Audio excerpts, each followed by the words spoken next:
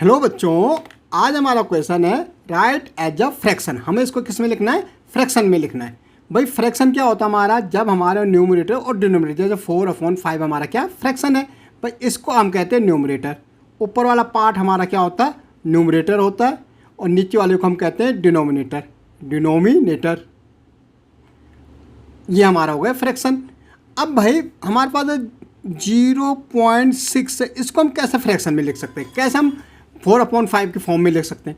तो भाई ये जो डेसिमल है ना, जिसको हम पॉइंट कह रहे हैं, ये डेसिमल या पॉइंट जो भी आप कह सकते हैं, तो इसको जैसे मैं रिमूव करता हूँ, जैसे हम इसको हटाते हैं तो पॉइंट के बाद, इस डेसिमल के बाद देखते हैं डिजिट कितनी है। भाई इसके बाद तो एक ही डिजिट है, कितनी है? 6 है। भाई एक ही डिजिट है ना, आपको 6 से मतलब नहीं, डिजिट देखने कितनी है, एक है।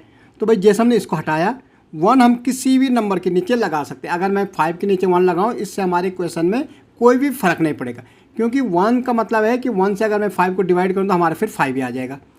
लेकिन अब देखना, जैसे मैंने पॉइंट रिमूव किया, उसके बाद एक डिजिट है तो एक जीरो आ जाएगा भाई। तो ये हमारा फ्रैक्शन हो गया 6/10 हो गया।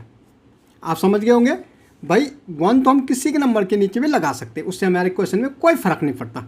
लेकिन हमें देखना, पॉइंट के बाद जितने डिजिट होंगे उतने जीरो आएंगे। भाई एक डिजिट थे, एक जीरो आए, तो 6/10 हमारा क्या हो गया? फ्रैक्शन हो गया।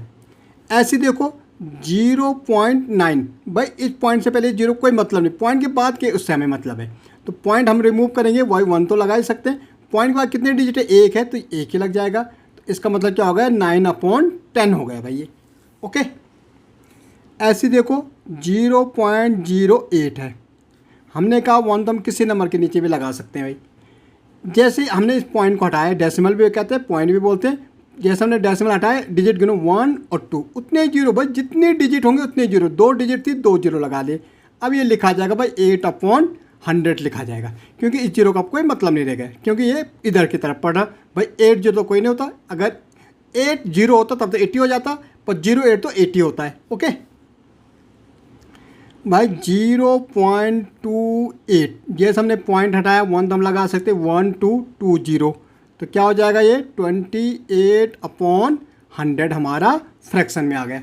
ओके भाई कितना है? 20.46 है। पॉइंट हटा दो, 1 तो हम लगा ही सकते, पॉइंट में 1 और 2 डिजिट, तो 20, तो क्या हो जाएगा? 2046/100 हो जाएगा। ओके। ऐसी 195.92 है। भाई इसको हटा दो, 1 तो हम लगा सकते, पॉइंट बाद 2 डिजिट है, तो 20, तो क्या आ जाएगा? 195.92/100 हो जाएगा। ऐसे देखो 4.006, भाई 1 तो हम लगा सकते, जैसे हमने इसको हटाया, 1 2 3, कितने पॉइंट बाद? 3 डिजिट, 1 2 3, जितने डिजिट उतने जीरो अपॉन में, तो 4006 अपॉन कितना हो जाएगा? 1000 हो जाएगा। ओके भाई देखो 8.025, हमने बोला अपॉन में हम 1 लगा सकते हैं, पॉइंट हमने हटाया, पॉइंट या डेसिमल बोलते हैं। इसके बाद देखो कितने डिजिट? 1 2 3, 1 2 3, तो हम इसको लिख सकते 8025/1000। ये हमारा क्या हो गया? फ्रैक्शन में हो गए। तो इस ढंग से हम इनको फ्रैक्शन में लिख सकते हैं। ओके।